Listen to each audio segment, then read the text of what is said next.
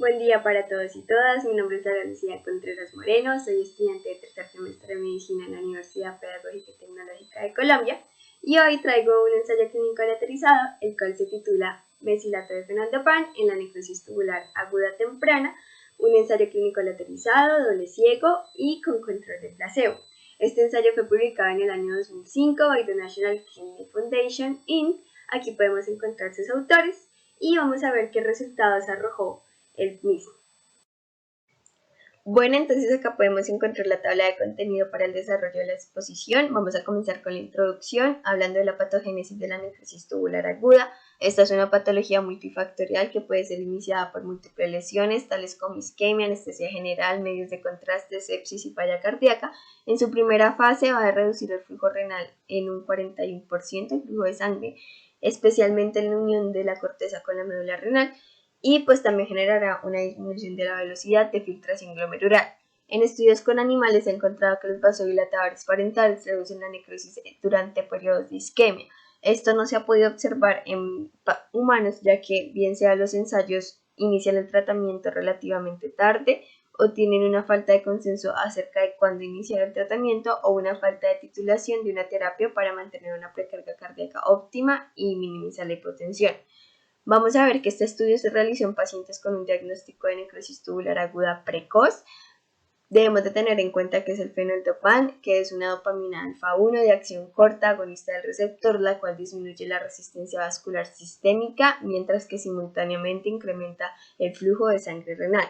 Aquí encontramos la hipótesis de los autores, que es el hecho de administrar una infusión de mesilato de fenoldopan a pacientes con procesos tempranos de la enfermedad, es decir, menor a 24 horas, puede incrementar el flujo renal sanguíneo, reducir la severidad de la lesión isquémica, permitiendo reducir el requerimiento de terapia de reemplazo renal. El criterio de valoración principal del estudio es la incidencia de la terapia de diálisis y o mortalidad por todas las causas a los 21 días. Entonces, en cuanto a la metodología, vamos a ver que la población de estudio fueron todos aquellos pacientes admitidos en las UCI de los hospitales que vemos acá en pantalla, que presentaran insuficiencia renal crónica, hipotensión sostenida, hipoxia o signos clínicos del síndrome de respuesta inflamatoria sistémica. En cuanto a los criterios de inclusión y exclusión, se incluyeron los pacientes con unos niveles séricos de creatinina en un 50 o 25% por encima de los valores basales normales, pacientes con presencia de necrosis tubular aguda y presión arterial media mayor a 70 milímetros de mercurio, y asimismo que no tuvieran más de 2 vasopresores administrados. Cuando los pacientes con insuficiencia renal crónica, se incluyeron los que tuvieran una presión venosa central mayor a 6 centímetros de agua o mayor a 9 centímetros de agua si tenían ventilación mecánica. Se excluyeron los pacientes con un diagnóstico de insuficiencia renal crónica por causas distintas a la necrosis tubular aguda, que tuvieran una falla renal tras trasplante o que estuvieran en estado de embarazo. Entonces fueron 160 pacientes aleatorizados los que se escogieron. A estos pacientes se les iban a administrar el fármaco por 72 horas o el placebo. Al inicio, en la primera hora, se administraban 0,05 unidades gramo por kilogramo por minuto, mirando que mantuvieran la presión arterial media por encima de 70 milímetros de mercurio, y si lo lograban empezaban a administrarse 0,05 unidades gramo más cada 30 minutos hasta llegar a 0,2 unidades gramo por kilogramo por minuto. Fueron 78 pacientes con placebo, 82 pacientes con mesilato de fenoldopan. 3 fueron retirados por no poder mantener la presión arterial media sobre 70 milímetros de mercurio en la primera hora, en el caso de placebo, y 2 fueron retirados por estos mismos criterios en el caso de fenoldopan. 75 continuaron con placebo, 80 continuaron con mesilato de fenoldopan. Un paciente no logró mantener la presión arterial media por encima de 70 durante las 72 horas de administración, por lo cual fue retirado en el grupo de placebo, y 3 pacientes fueron retirados en el grupo de mesilato de fenoldopan por estos mismos criterios. Entonces ahora vamos a hablar de los resultados. Entonces, ellos decidieron evaluar el alcance del criterio principal del estudio en ambos grupos, donde obtuvieron estos resultados. Estos dos porcentajes dieron una diferencia absoluta del 11%, la cual no es significativa estadísticamente. También miraron las tasas de mortalidad los 21 días y la incidencia de diálisis en ambos grupos, pero no hubo una diferencia significativa entre los dos al evaluar estos criterios. Miraron los niveles séricos de creatinina, donde encontraron que el grupo de placebo presentaba una creatinina sérica mayor de 1,07 miligramos por decilitro, mientras que el grupo de fenoldopan presentaba una creatinina sérica delta media de 0,84 miligramos por decilitro, lo cual mostró una tendencia sobre niveles más bajos en este grupo, pero esta diferencia no alcanzó significación estadística.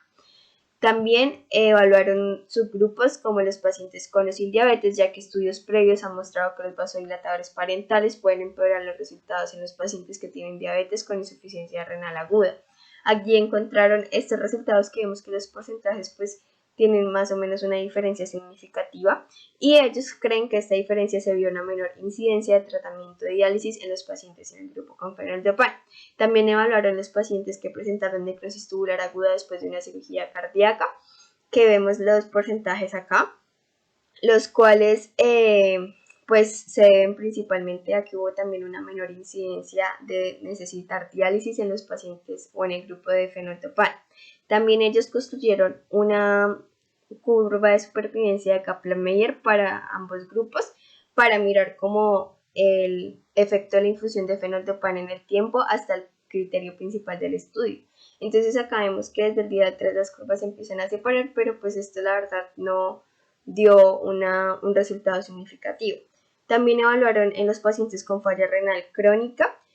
Se tuvieron en cuenta aquellos que tenían niveles basales de creatinina mayores a 1,5 miligramos por decilitro, pero pues como ven no hay una diferencia significativa y pues el fenoldopan no mejoró la incidencia al criterio principal del estudio en estos pacientes. En la discusión pues ellos tuvieron en cuenta el tiempo de realización de ensayos previos de que administraban el fármaco relativamente tarde, por lo cual ellos decidieron administrarlo más temprano en un tiempo de menos de 24 horas. También observaron que había una falta de especificidad farmacológica, que para esta no selectividad del receptor decidieron usar el fenoldopan, y observaron que había una falta de incidencia estándar de la necesidad de diálisis, por lo cual ellos especificaron los criterios clínicos y de laboratorio para diálisis para cuestiones del estudio, pues porque al final el nefrólogo era el que decidía en qué momento se le hacía diálisis al paciente o no. Ellos vieron que no se logró alcanzar el criterio principal del estudio, porque como vimos la diferencia absoluta entre ambos grupos no fue significativa.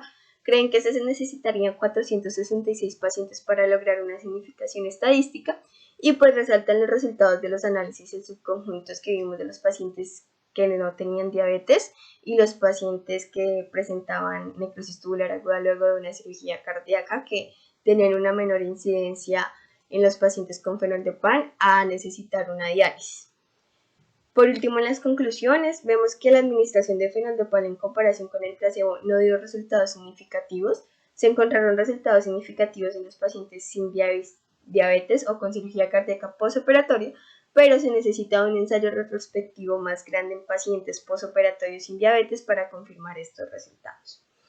Y esto sería todo. Muchas gracias por su atención.